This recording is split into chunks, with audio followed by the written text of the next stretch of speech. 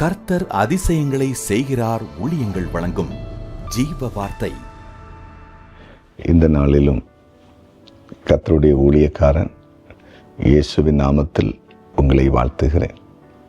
இயேசப்பா நல்லவர், அவர் பெரியவர். இந்த நாள் ஒரு விசேஷித்த நாள். இந்த நாள் உங்கள் வாழ்க்கையை ஆண்டவர் ஆசீர்வாதமாய் மாற்றுற நாள். இந்த நாள் ஒரு நல்ல செய்தி நீங்கள் கேட்குற நாள். இந்த நாள் ஒரு நல்ல காரியம் உங்களுக்கு நடக்கிற நாள். இயேசப்பாவுடைய நாமம் உங்கள் வழியாய் மகிமைப்படுவதற்கு அவர் கிரியை செய்கிற நாள். விசுவாசிங்க. இந்த நாளின் ஜீவார்த்தைக்கான வசனம் சங்கீதம் 27:3. எனக்கு விரோதமாய் ஒரு பாளையம் இறங்கினாலும் என் இருதயம் பயப்படாது. என் மேல் யுத்தம் எழும்பினாலும் இதில் நான் நம்பிக்கையாக இருப்பேன். அப்படின்னு என்னது? எவ்வளோ பெரிய பாளையம் எனக்கு விரோதமாக எழும்பட்டோம்.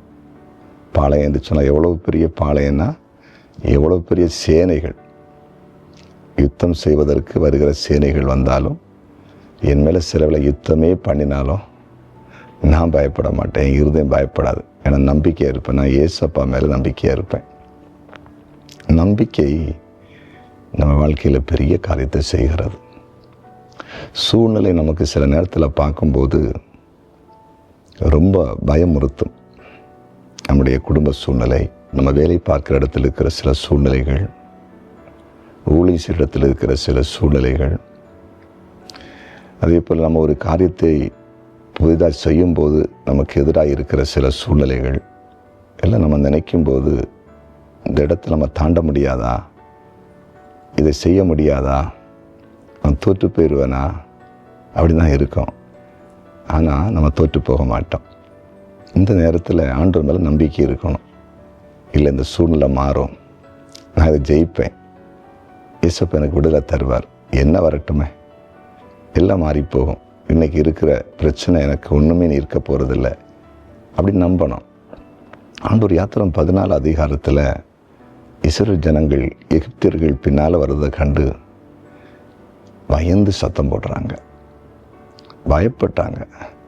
மோசேட்ட கேட்குறாங்க, அங்கேயே நாங்கள் இருந்திருப்போமே, அங்கேயே நாங்கள் செத்துருப்போமே, ஏன் எங்களை கொண்டு வந்தீங்க? அப்போ என்ன மோச சொன்னார் தெரியுமா? நீங்கள் சும்மா இருப்பீங்க, கர்த்தர் உங்களுக்காக யுத்தம் பண்ணுவார்.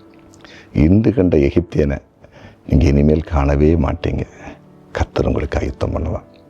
தேவன் யுத்தம் பண்ணாரா இல்லையா? சத்தருடைய சேனைகள் அழித்தாரா இல்லையா? அதான் நம்முடைய ஆண்டவர். எவ்வளோ பெரிய சேனை வரட்டும், எவ்வளோ பேர் பாலை இறங்கட்டும், எவ்வளோ பெரிய யுத்தம் வரட்டும், ஏசப்பா நம்பி இருந்து பாருங்கள், எல்லாமே ஓய்ந்து போயிடும், எல்லாமே விலகி போயிடும். இன்றைக்கி யுத்தங்களை கண்டு, எதிரிகளுடைய தாக்குதலை கண்டு பயந்துருக்கிறவங்களுக்கு தான் கர்த்தர் பேசுகிறார். எல்லாமே விலகி போக போகுது. உங்களை கர்த்தர் சாட்சி வைக்க போகிறார். ஜெபிப்போமா? ஜெபிக்கலாம். ஆண்டவரே, நீர் பேசின வார்த்தைகளுக்காய் ஸ்தோத்திரம். எவ்வளோ பெரிய பாளையம் வரட்டும், எவ்வளோ பெரிய யுத்தம் எழும்பட்டும், நம்முடைய பிள்ளைகளுக்கு நீங்கள் ஜெயம் கொடுப்பீங்க, வெற்றி கொடுப்பீங்க. இவங்க உண்மை மேலே நம்பிக்கையாக இருக்கட்டும். நம்பிக்கை விட்டு விடவே கூடாது. இன்றைக்கு யுத்தம் எழும்பி சோர்ந்திருக்கிற நம்முடைய பிள்ளைகளுக்கு விடுதலை கொடுத்துருங்க. யுத்தங்கள் ஓயட்டும் என்று ஜெபிக்கிறேன். யுத்தங்கள் ஓயட்டும் என்று ஜெபிக்கிறேன். நீர் அப்படி செய்கிறேன் நன்றி. சமாதானத்தை கொடுத்தேன் நன்றி. வியாதியினால் அவதிப்படுகிற ஒவ்வொருவருக்கும் இயேசுவின் நாமத்தில் நீர் சுகத்தை கொடும். இப்போதே சுகத்தை கொடும்.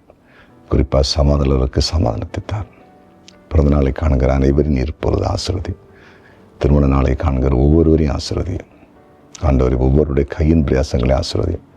வேலையில் அவருக்கு வேலையை தார். தொழில் வியாபாரங்கள் செழிக்கட்டும். கர்த்தருக்காக ஊழியம் செய்கிற தேவ பிள்ளைகளை ஆசீர்வதியும். கமெண்ட் செக்ஷனில் ஜெப குறிப்பு அனுப்பியிருக்காங்கன்னா அதற்கு அற்புதத்தை செய்யுங்க. இயேசுவின் நாமத்தில் பிதாவே.